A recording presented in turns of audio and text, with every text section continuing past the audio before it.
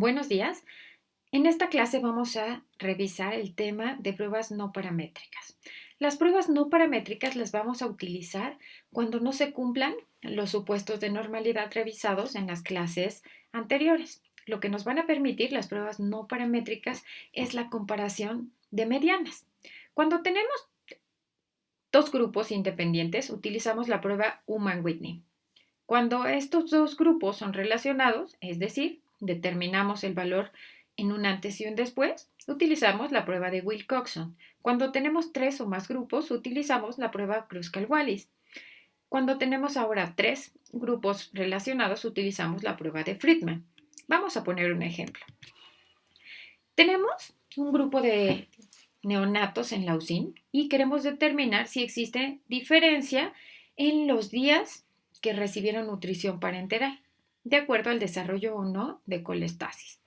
Nuestra hipótesis es que el tiempo de uso de la nutrición parenteral es mayor en niños que desarrollaron colestasis versus en aquellos que no desarrollaron colestasis.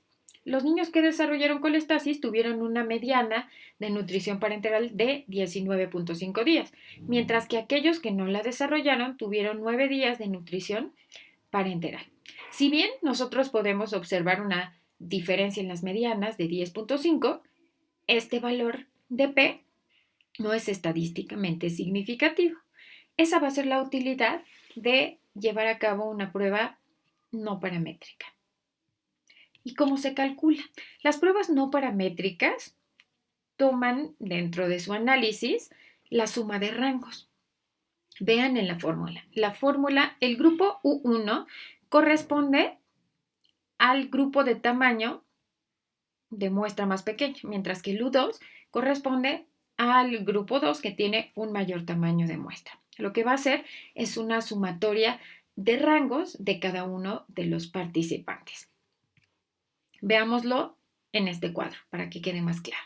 Entonces tenemos dos grupos de pacientes, unos que desarrollaron colestasis y otro grupo que no desarrolló colestasis. En total tenemos 11 participantes. En el grupo 1 tenemos niños con 5 días de nutrición parenteral, 7, 18, 12 y 9. Mientras que en el grupo 2 tenemos niños con 35, 25, 24, 15, 10 y 6 días de nutrición parenteral. La mediana en el grupo que no desarrolló colestasis es de 9, mientras que en el grupo 2 es de 19.5 días. ¿Qué es lo que hacen las pruebas no paramétricas? En este caso, la prueba U. Para su cálculo es necesario determinar qué lugar dentro del total de los valores ocupa cada uno de los participantes. Entonces, se ordenan de menor a mayor y así, de esta manera, se van utilizando y asignando los rangos. Entonces, en el grupo 1 tenemos un participante que tuvo 5 días de nutrición parenteral. Si vemos, este es el valor más pequeño, por lo tanto, corresponde el rango 1. El siguiente, buscamos cuál es el siguiente niño que sigue a los días de nutrición parenteral. Es el niño que tiene 6 días de nutrición parenteral. A este niño le asignamos el valor número 2. Después continúa el número 7 y así sucesivamente. Entonces, al final realizamos una sumatoria de los rangos para cada uno de los dos grupos. Tomamos en cuenta el valor, en este caso, el menor valor, para contrastar con la tabla de valores críticos. ¿De acuerdo? Entonces, aquí se toma en cuenta el grupo 1, el grupo 2, que corresponde al grupo con mayores participantes y sin menores participantes. Y en estas tablas ustedes pueden determinar si esos valores son estadísticamente significativos o no, tal como lo revisamos en la clase de TED Student y en la clase de ANOVA. El programa en CPSS se los arroja de forma automática. Ahora ven, vamos a desglosar otro ejemplo para que vaya quedando más claro. Ahora, tenemos niños con neoplasias que se encuentran en etapa de vigilancia o bien que tienen quimioterapia. Y lo que queremos determinar es si existe diferencia en la cifra de leucocitos, linfocitos, neutrófilos, de acuerdo a la etapa de tratamiento en estos pacientes que tienen una neoplasia pediátrica. Nuestra hipótesis nula es que no existen diferencias en la cantidad de leucocitos, neutrófilos y linfocitos de acuerdo a la etapa de tratamiento. Por lo tanto, nuestra hipótesis alterna es que sí existen diferencias. El primer paso siempre será determinar la normalidad o no de nuestra variable de interés.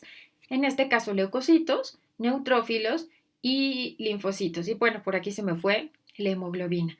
La variable hemoglobina, como vemos en las pruebas de Kolmogorov y Shapiro, esta variable es significativa. En este caso, si observamos los grados de libertad, son 79. Esto implica que utilizaremos el valor de la prueba de normalidad de Kolmogorov. Entonces, hemoglobina no cumple con los supuestos de una variable de libre distribución. Al tener un valor mayor a 0.05, asumimos que tiene distribución normal. Por lo tanto, en este caso, si quisiéramos hacer la comparación, la prueba pertinente sería la prueba TED-Student. Entonces, pero podemos observar que leucocitos, neutrófilos y linfocitos tienen libre distribución, por lo que requerimos utilizar pruebas no paramétricas. Si ustedes están en SPSS, se van a la opción Analizar. Se van directamente a pruebas no paramétricas y eligen muestras independientes. En automático les arroja esta salida de datos. Entonces, en campos de prueba, ustedes van a colocar sus variables cuantitativas y en grupos su variable cualitativa de dos grupos, la variable de agrupación.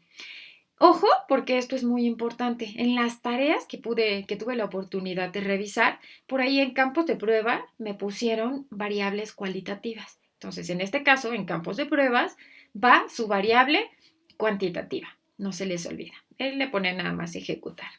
Y este es el resumen de la prueba de hipótesis que nos arroja. Aquí ya el programa les está calculando, dado que solo eran dos grupos, la prueba Human-Whitney. Y como podemos observar, bueno, para la variable de leucocitos, la significancia es de 0.28. Nos dice que rechacemos la hipótesis nula, por lo tanto asumimos que hay diferencia entre los grupos.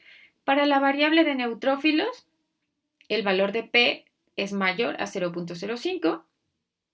Retenemos la hipótesis nula y asumimos que no hay diferencia.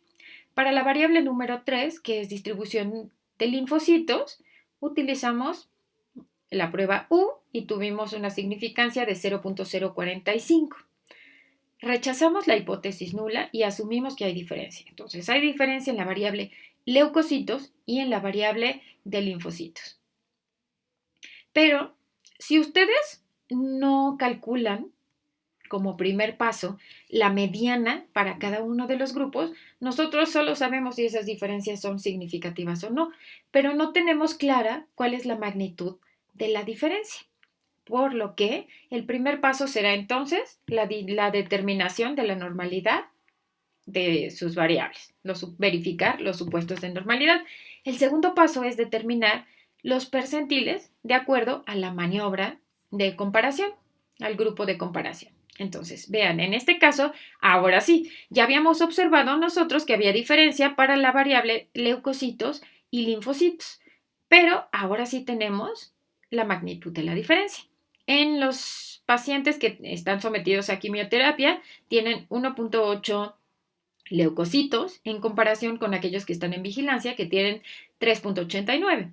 En la variable de neutrófilos no observamos diferencias significativas, 0.78 contra 2, mientras que en linfocitos la diferencia es de 0.9 a 1.6 y esta diferencia sí fue estadísticamente significativa. Pero de esta manera, ahora sí es posible observar la magnitud de la diferencia. ¿Qué datos van a colocar en su cuadro de resultados? Van a colocar las medianas para cada uno de los grupos, su percentil 25, 75 y en la última columna van a colocar el valor de P que les arrojó el cuadro anterior. ¿Cómo graficaríamos una prueba no paramétrica? En este caso, para dos grupos. se van a cuadros de diálogos antiguos, gráficos, cuadros de diálogos antiguos, y el gráfico pertinente es el de diagrama de cajas.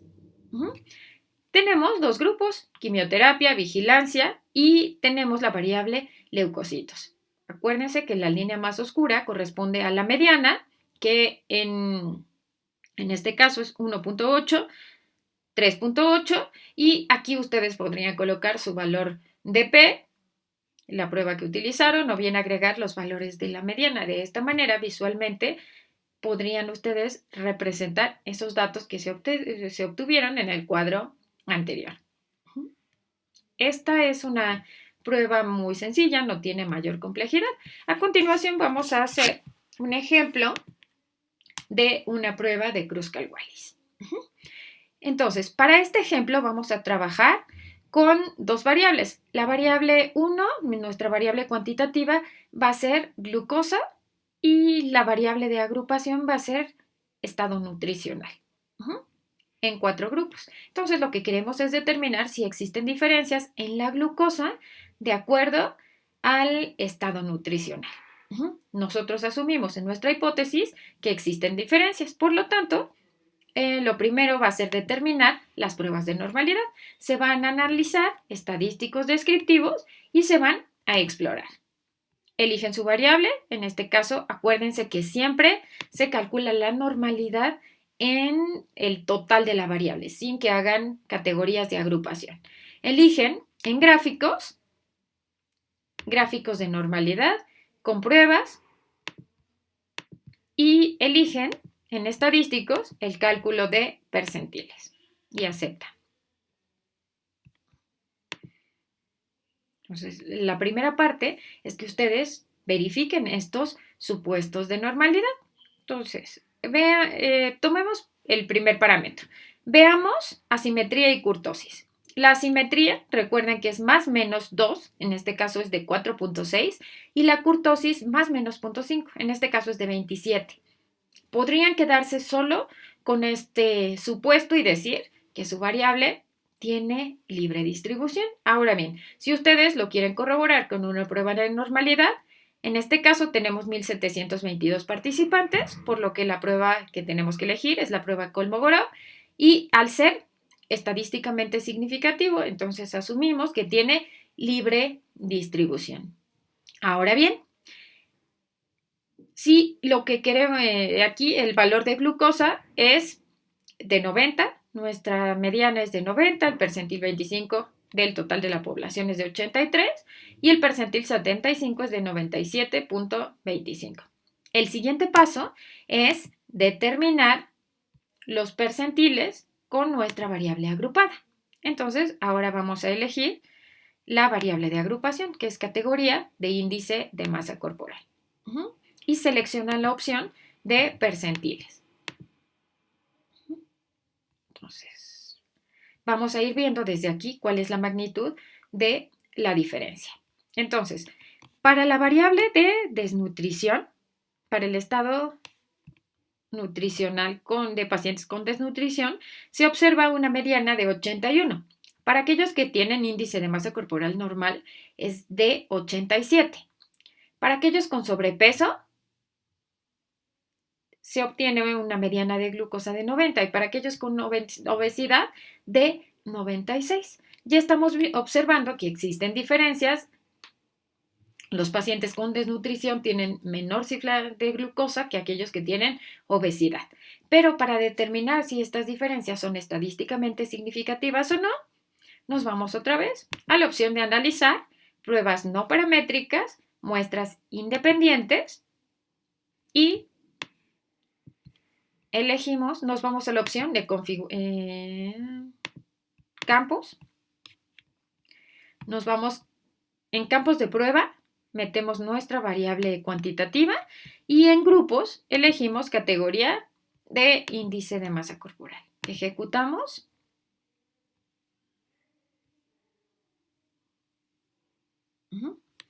Y aquí la prueba que utilizó el programa de acuerdo al número de grupos fue en automático, Kruskal-Wallis.